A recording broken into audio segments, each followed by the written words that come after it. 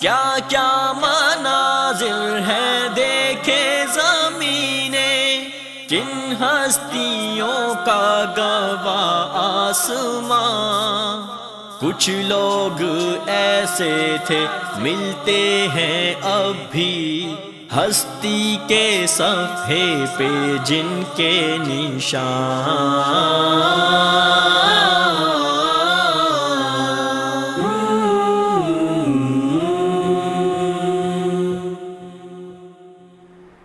نحمده ونصلي على رسوله الكريم اما بعد فاعوذ بالله من الشيطان الرجيم بسم الله الرحمن الرحيم رب اشرح لي صدري ويسر لي امري واحلل عقدة من لساني يفقهوا قولي رب زدنا علما۔ مل کر دعا پڑھیں گے۔ اللہم ارنا الحق حقا وارزقنا اتباعه وارنا الباطل باطلا وارزقنا اجتنابه۔ الہی ہمیں حق کو حق بنا کے دکھا اور اس کا اتباع کرنے کی توفیق عطا فرما۔ یا رب ہمیں برائی کو برائی بنا کے دکھا اور اس سے بچنے کی ہمت عطا فرما۔ الہی آمین۔ لیسن شروع کریں گے ہم سورۃ یوسف کی آیت نمبر 18 میں۔ ہم نے کل یہ بات پڑھی کہ اخوان یوسف علیہ السلام کے کرتے پہ جھوٹ کا خون لگا کے اپنے باپ کے پاس لے آئے اور بار بار اپنی باتوں سے باپ کو پریشرائز کرنے کی کوشش کرنا اور یہی کہنا کہ ہم تو سچے ہیں لیکن ہمیں معلوم ہے کہ آپ ہمیں سچا نہیں سمجھیں گے، اور ہم تو بہت اچھے ہیں لیکن آپ ہم پہ ٹرسٹ نہیں کرتے۔ تو اس طرح چرب زبانی سے اور زیادہ باتیں کر کے اور اونچا بول کے اور قسمیں کھا کے اپنے آپ کو سچا ثابت کرنا، یہ منافقت کی ایک نشانی ہے اور اسلامی تعلیمات کی روح سے ناپسندیدہ انداز گفتگو ہے۔ لوگوں کے سامنے اپنے آپ کو سچا ثابت کرنے کے بجائے ہمیں اپنے آپ کو اللہ رب العزت کے سامنے سچا ثابت کرنا چاہیے۔ ہمارا طرز عمل اور ہمارا انداز گفتگو وہ ہونا چاہیے کہ جس سے ہم اپنے رب کے ہاں سرخرو ہو سکیں۔ اور یعقوب علیہ السلام کو معاملے کی حقیقت کا کچھ اندازہ تھا، لہٰذا انہوں نے کیا کہا؟ اس بات کو قبول نہیں کیا، اس بات پر یقین نہیں کیا کہ یوسف علیہ السلام مر چکے ہیں، بھیڑیا ان کو کھا گیا، اور کرتے کی حالت بھی گواہی دے رہی تھی اس بات کی۔ بلکہ یعقوب علیہ السلام نے کہا کہ ایک بڑے کام کو، ایک گناہ کے کام کو، اپنے بھائی کے ساتھ زیادتی کرنے کو تمہارے نفس نے تمہارے لیے آسان بنا دیا۔ تو نفس امارہ کا کیا کام ہے؟ برائی کا حکم دینا، برائی کو آسان بنانا، برائی کو مزین کر کے دکھانا، گناہ کے فائدے سجھانا، گناہ کی لذت سجھانا، اور اسی طرح بہت باتیں کرنا اور بہت لوگوں کو ڈسکس کرنا اور اپنی بڑائی کو ثابت کرنے کی کوشش کرنا، یہ بھی نفس کو بہت مرغوب ہے۔ لہٰذا ہم اگر اپنے آپ کو نفس کے شر سے بچانا چاہتے ہیں تو ہمیں ایسے انداز گفتگو اور ایسے ایٹیچیوڈ سے بچنا ہوگا۔ پھر یعقوب علیہ السلام نے صبر کرنے کا فیصلہ کیا، اگرچہ باپ ہونے کے ناطے اور ایک نبی ہونے کے ناطے انہوں نے اپنے بچوں کی تربیت اور اصلاح کی کوشش ضرور کی ہوگی، لیکن بہت ہائے واویلا نہیں کیا اور ایسا طرز عمل اختیار نہیں کیا جس سے فساد اور بڑھے۔ واللہ المستعان علی ما تصفون، آیت 18 کے آخری الفاظ ہیں۔ یعقوب علیہ السلام نے فرمایا کہ جو کچھ تم بنا رہے ہو، جو باتیں بنا رہے ہو، جو کہانی فیبریکیٹ کر رہے ہو، اس پر میں اور کیا کروں؟ بس اللہ سے ہی مدد مانگتا ہوں۔ اچھا، یہاں ہمارے لیے عمل کا ایک پیغام ہے، لکھ لیجئے، میرے لیے عمل کا پیغام۔ کہ لوگوں کی جھوٹی باتوں یا لوگوں کے الزامات پر ریئیکٹ کرنے کے بجائے مجھے فوراً اللہ کی طرف رجوع کرنا چاہیے، مجھے اللہ رب العزت سے مدد مانگنی چاہیے۔ اور ابھی آپ ینگ ہیں، اسکول کالج گوئنگ گرلز ہیں، اگر ابھی سے آپ اپنے اندر یہ ہیبٹ ڈیولپ کریں گی، کیونکہ ابھی تو ایز سچ ایک ان میرڈ لائف میں یا انیشیل سٹیج پر تو ایسی کوئی بڑی بڑی آزمائشیں نہیں ہوتی، لیکن بہرحال زندگی میں انسان جیسے جیسے آگے بڑھتا ہے مشکلات بڑھتی ہیں، ذمہ داریاں بڑھتی ہیں، آزمائشیں بڑھتی ہیں۔ اگر ہم شروع سے ہی اس اصول کو زندگی میں شامل کر لیں اور پکا کر لیں کہ میں نے بجائے لوگوں سے لڑنے کے، بجائے لوگوں سے بحث کرنے کے، میں نے کیا کرنا ہے کسی بھی مشکل میں؟ اللہ کی طرف رجوع کرنا ہے، اللہ رب العزت سے مدد مانگنی ہے، لوگوں سے مقابلہ نہیں کرنا، بلکہ فوراً حسبی اللہ یا کوئی بھی اور دعا پڑھی جا سکتی ہے۔ اس سے آپ کے اندر ابھی سے اسی ایج سے تحمل پیدا ہونا شروع ہو جائے گا انشاءاللہ، اور ایک سٹیبل پرسنالٹی ڈیولپ ہوگی۔ پھر جیسے جیسے انسان آگے بڑھتا ہے، ینگ ہوتا ہے، پھر شادی کی سٹیجز ہوتی ہیں، آگے اور ذمہ داریاں ہوتی ہیں، جتنا جتنا انسان زندگی میں آگے بڑھتا ہے انٹریکشن ہوتا ہے انسان کا لوگوں سے، تو اگر انسان ایک بکھری ہوئی طبیعت کا انسان بن جائے اور اس کے مزاج میں ہر وقت ریئیکٹ کرنا، ہر وقت غصہ کرنا، صبر نہ ہونا، اپنی غلطی کو غلطی نہ ماننا، اپنی اصلاح نہ کرنا، لوگوں سے مقابلہ کرنا، اگر یہ مزاج ڈیولپ ہو جائے تو پھر انسان ایک مشکل انسان بن جاتا ہے۔ آخرت تو بعد میں خراب ہوتی ہے، دنیا پہلے خراب ہو جاتی ہے۔ دنیا میں انسان اپنے لیے بھی اور دوسروں کے لیے بھی زندگی کو کمپلیکیٹڈ بنا دیتا ہے۔ لہٰذا ہم نے کیا کرنا ہے؟ اللہ رب العزت سے مدد مانگنی ہے اور اللہ رب العزت کی طرف رجوع کرنا ہے کسی بھی مشکل میں۔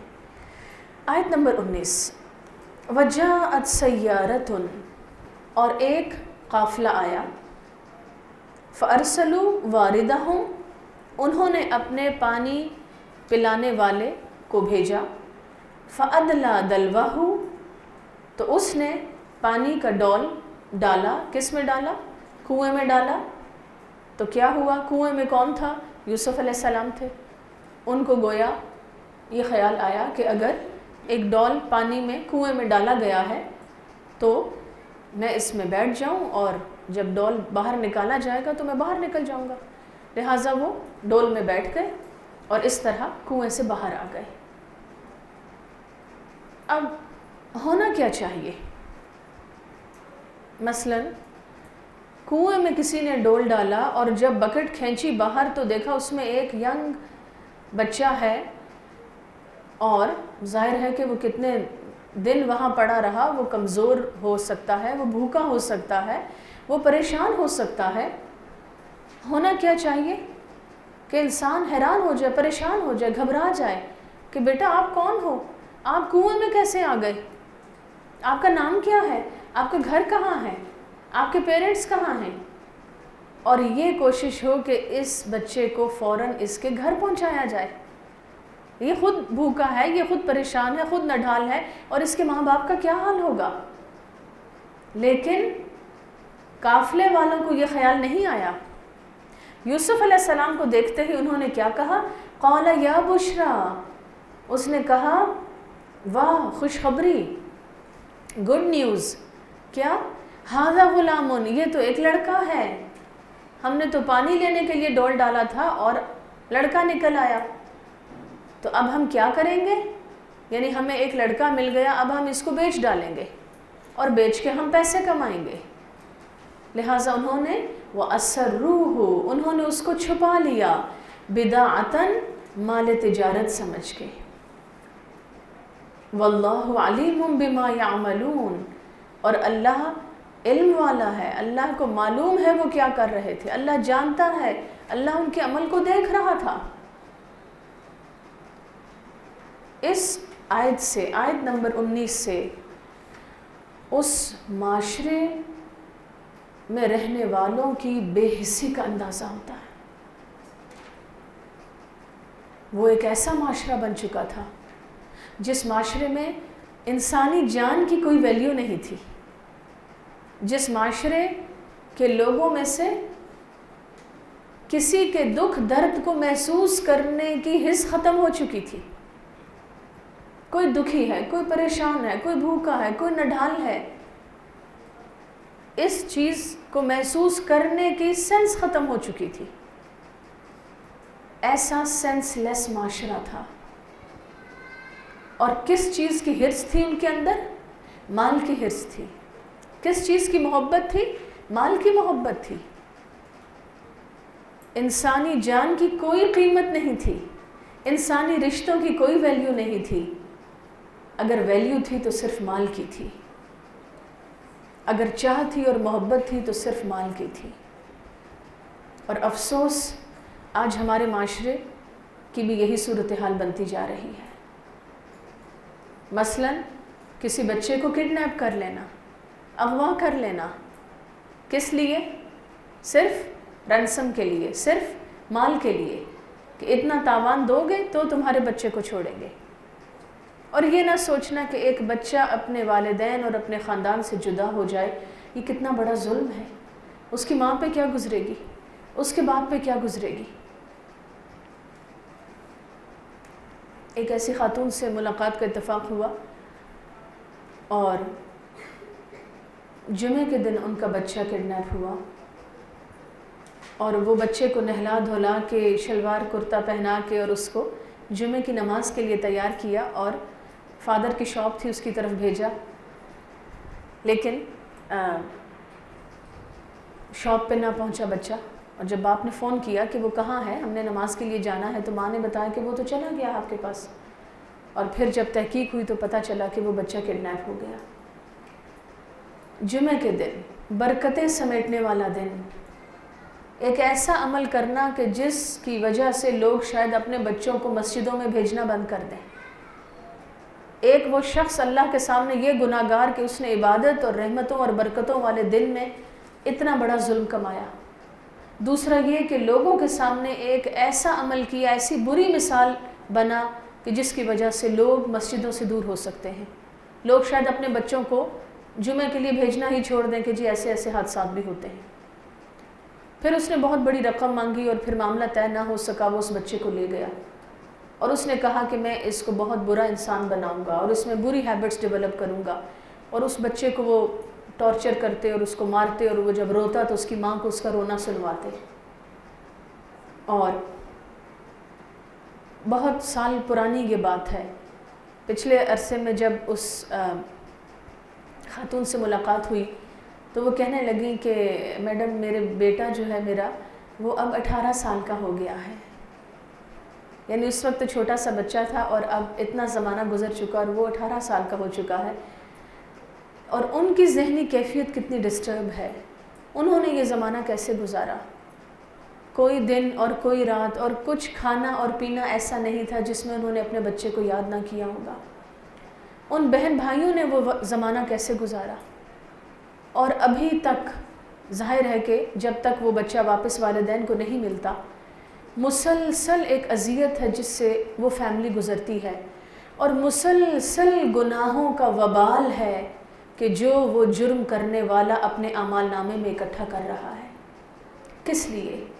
چند پیسوں کے لیے، چند روپے کمانے کے لیے، اپنی چند بری خواہشات کو پورا کرنے کے لیے، چند خواہشات کی لذت، کچھ انٹرٹین ہونے کے لیے۔ اور وہ یہ بھول گیا کہ اس کو بھی موت آنی ہے، وہ یہ بھول گیا کہ ایک دن اس کو اس کے جس رب نے دنیا میں بھیجا ہے اسی رب کے سامنے اس کو کھڑا کیا جائے گا۔ اور وہ یہ بھول گیا کہ اس ایک گناہ کے ساتھ ہزاروں بے شمار اور وبال ہیں جو اس کے اعمال نامے میں شامل ہو رہے ہیں، کیونکہ سورۃ یاسین میں اللہ رب العزت نے فرمایا وَنَحْنُ نُحْيِي الْمَوْتَى، ہم مردوں کو زندہ کریں گے، یعنی دوبارہ جواب دہی کے لیے ہر انسان کو موت کے بعد دوبارہ زندہ کیا جائے گا، کھڑا کیا جائے گا، اللہ رب العزت کے سامنے لایا جائے گا۔ وَنَكْتُبُ مَا قَدَّمُوا، جو عمل کر کے لوگ آگے بھیج رہے ہیں ان کے وہ اعمال ہم لکھ رہے ہیں۔ وَآثَارَهُمْ، اور ان اعمال کے جو اثرات پیچھے پڑ رہے ہیں، جو ان کے آفٹر ایفیکٹس ہیں، جو سائیڈ ایفیکٹس ہیں، وہ بھی ہم لکھ رہے ہیں۔ لہٰذا ایک شخص یہ سوچے کہ اتنی تھوڑی سی زندگی میں کسی بری خواہش کے پیچھے چل کے اگر میں نے اپنے رب کو ناراض کر دیا، اگر میں نے اپنی آخرت کو برباد کر دیا تو میں نے کیا کمایا؟ میں نے کس کا نقصان کیا؟ میں نے سب سے زیادہ اپنا نقصان کیا۔ میں نے کس کو برباد کیا؟ میں نے سب سے زیادہ اپنی زندگی، اپنی دنیا اور اپنی آخرت کو برباد کیا۔ لہٰذا اس قسم کی کسی بھی حرکت کی اجازت نہیں۔ اسلامی تعلیمات کی روح سے ایسے شخص کے لیے سزائے موت ہے کہ جو کسی کو اس طرح کڈنیپ کرے اور فساد کی ایک داستان اور ظلم کی ایک داستان شروع کر دے، اس کو دنیا میں بھی اللہ رب العزت کی طرف سے مزید زندہ رہنے کی رخصت نہیں دی گئی۔ پھر اسی طرح ایک تو یہ کرمنل ایسپیکٹ ہے، لیکن دوسری طرف ہم اپنے فیملی سسٹم میں دیکھتے ہیں کہ اگر کسی سے کوئی ناچاقی ہے، کوئی لڑائی جھگڑا ہے تو کسی کے بچوں کو چھین لینا اور اس طرح اس کو پریشرائز کرنا اور اپنی بات منوانے کے لیے مثلا ماں کو بلیک میل کرنا یا باپ کو بلیک میل کرنا اس کی اولاد کے حوالے سے، تو یہ بھی ایک بہت بڑا ظلم ہے۔ ایسا شخص یہ ثابت کرتا ہے کہ اس کی نظر میں اصل ویلیو صرف اس کی خواہشات کی ہے، صرف اس کی سوچ کی ہے، رشتوں کی کوئی ویلیو نہیں ہے، انسانی زندگی اور دکھ درد کی کوئی ویلیو نہیں ہے، اور اللہ رب العزت کی فرما برداری اور نافرمانی کی اس کو کوئی سوچ نہیں ہے۔ ایسے ہی لوگ اس زمانے میں تھے، اور معاشرے کی یہ ڈارک ایسپیکٹس دکھانے کے لیے، یہ ڈارک کارنرز دکھانے کے لیے دراصل ان حالات سے یوسف علیہ السلام کو گزارا گیا کہ دیکھو ذرا کہ یہاں کیا ہو رہا ہے۔ بجائے اس بچے سے پوچھنے کے کہ کنویں میں بھلا تم گرے کیسے اور تم آئے کہاں سے اور تمہیں جانا کہاں ہے، وَأَسَرُّوهُ بِضَاعَةً، انہوں نے اس کو مال تجارت سمجھ کے چھپا لیا۔ وَاللَّهُ عَلِيمٌ بِمَا يَعْمَلُونَ، اور اللہ جانتا ہے جو کچھ وہ عمل کر رہے تھے۔ اب آپ دیکھیے کہ جس وقت وہ ان کو چھپا رہے تھے، اپنے حساب سے تو کیا کر رہے تھے؟ چھپا رہے تھے، لیکن اللہ رب العزت نے فرمایا میں تو دیکھ رہا تھا، مجھے تو پتا ہے کہ کیا ہو رہا تھا۔ ایک سینگ ہے، لکھ لیجئے، بہت یاد رکھنے کی بات ہے کہ اے انسان، جب اندھیرا ہو اور تنہائی ہو اور تیرا نفس تجھے گناہ پہ آمادہ کرے، جب اندھیرا ہو اور تنہائی ہو، یعنی کوئی دیکھ نہیں رہا اور میں اکیلا ہوں اور چھپ کے کچھ کر سکتا ہوں، تیرا نفس تجھے گناہ پہ آمادہ کرے تو اپنے نفس کو سمجھانا کہ جس رب نے یہ اندھیرا بنایا ہے وہی رب تجھے دیکھ رہا ہے۔ یہ ٹائم اینڈ سپیس، یہ روشنی اور اندھیرا، یہ سب تو تخلیق ہے اللہ کی، اس سے کوئی چیز چھپی ہوئی نہیں ہے۔ واللہ علیم بما یعملون، اللہ جانتا ہے جو کچھ وہ عمل کر رہے تھے۔ وشروہ، اور انہوں نے اس کو بیچ ڈالا۔ کس کو بیچ ڈالا؟ یوسف علیہ السلام کو بیچ ڈالا۔ کس نے بیچا؟ قافلے والوں نے بیچا۔ کہاں لا کے بیچا؟ اس بازار میں جہاں غلام بکا کرتے تھے، جہاں انسانوں کو غلامی کے لیے بیچا جاتا تھا، بازار غلامہ، غلاموں کا بازار، وہ مارکیٹ جس میں سلیوز کی خرید و فروخت ہوتی تھی، انہوں نے اس کو بیچ ڈالا۔ بثمن بخس، بہت کم قیمت پر بیچا۔ دراہم معدودہ، گنتی کے چند درہم پر اس کو بیچ ڈالا۔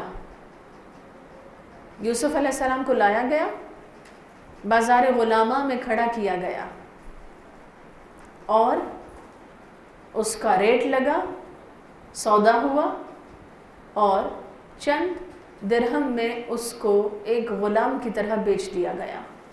वकानु फ़ीही मिनज़्ज़ाहिदीन, और वो उसके मामले में बेरग़बत थे। बेरग़बत होने का क्या मतलब है?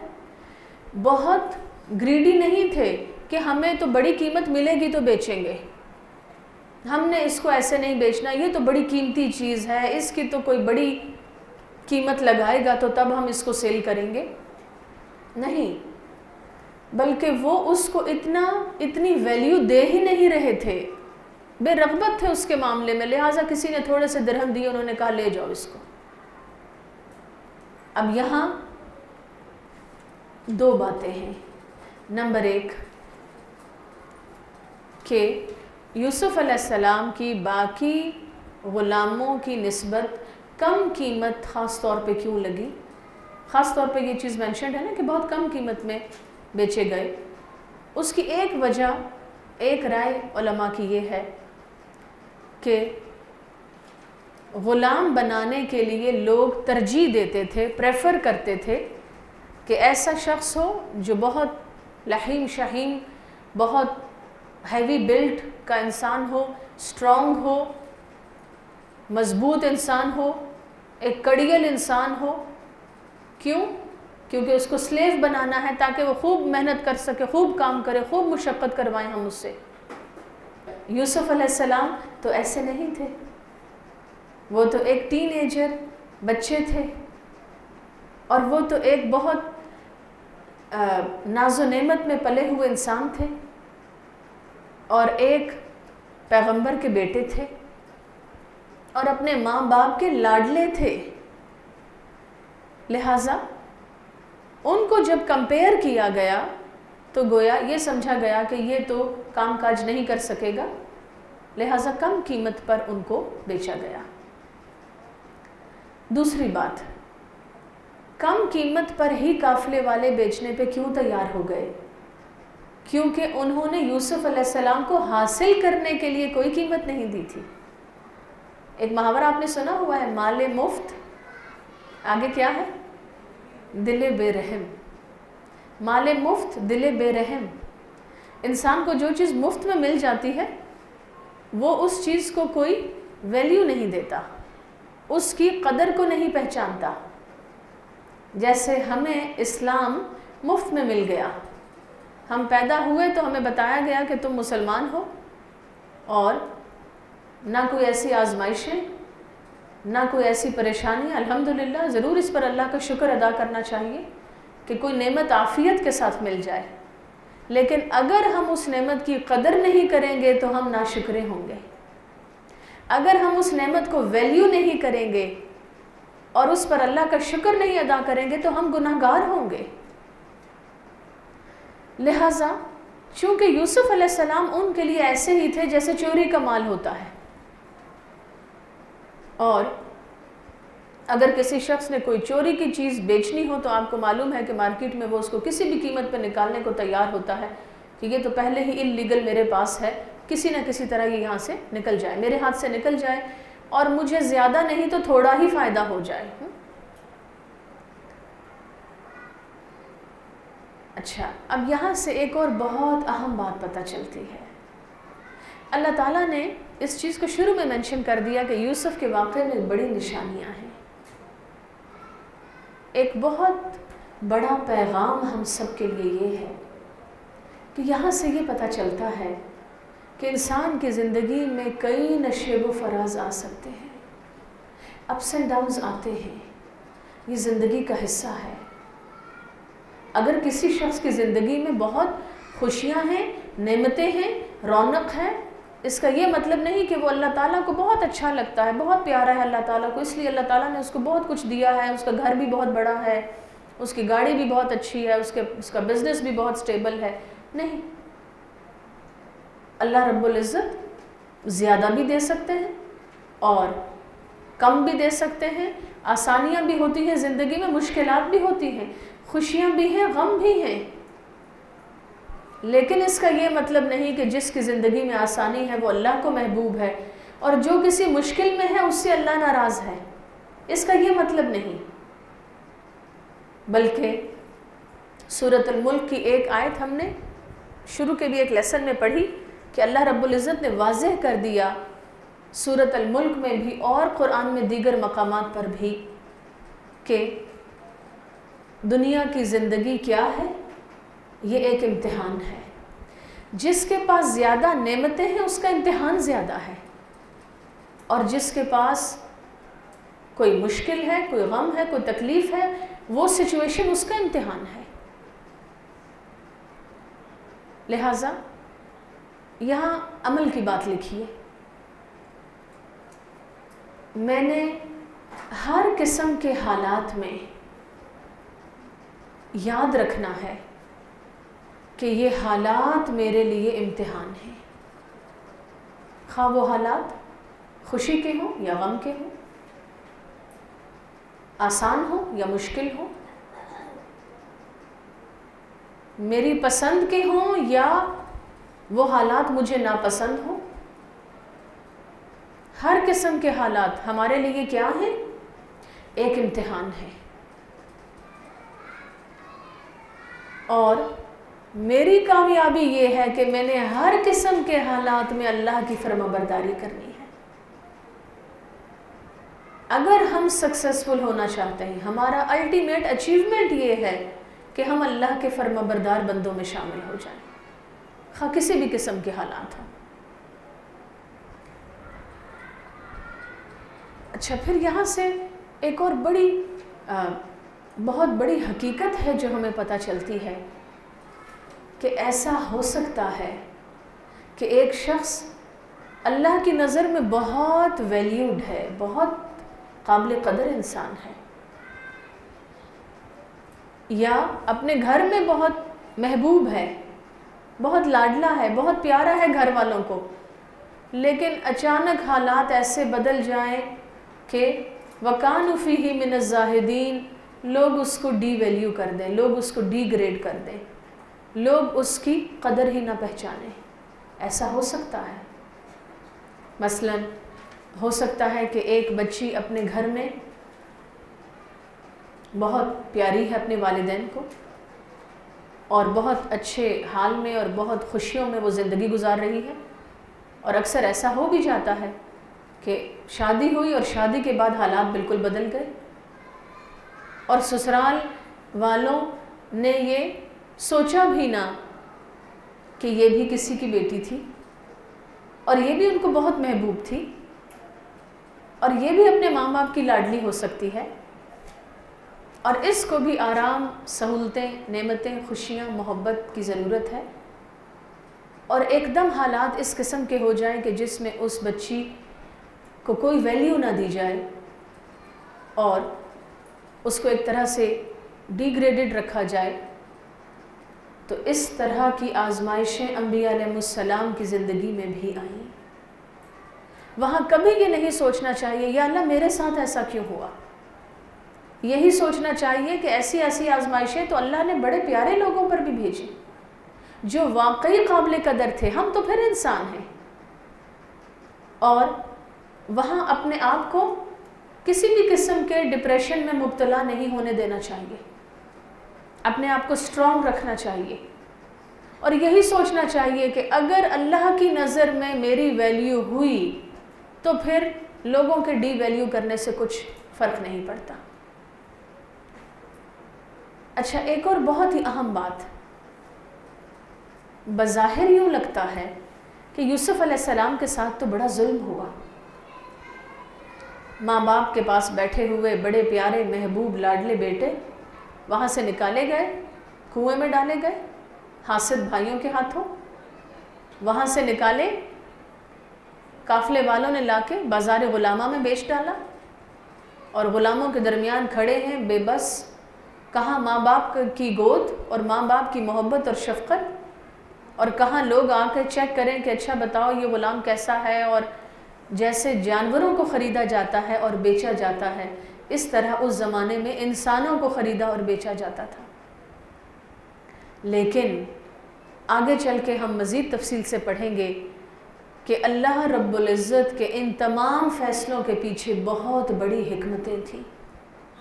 کچھ لوگ ایسے تھے ملتے ہیں اب بھی ہستی کے صفحے پہ جن کے نشان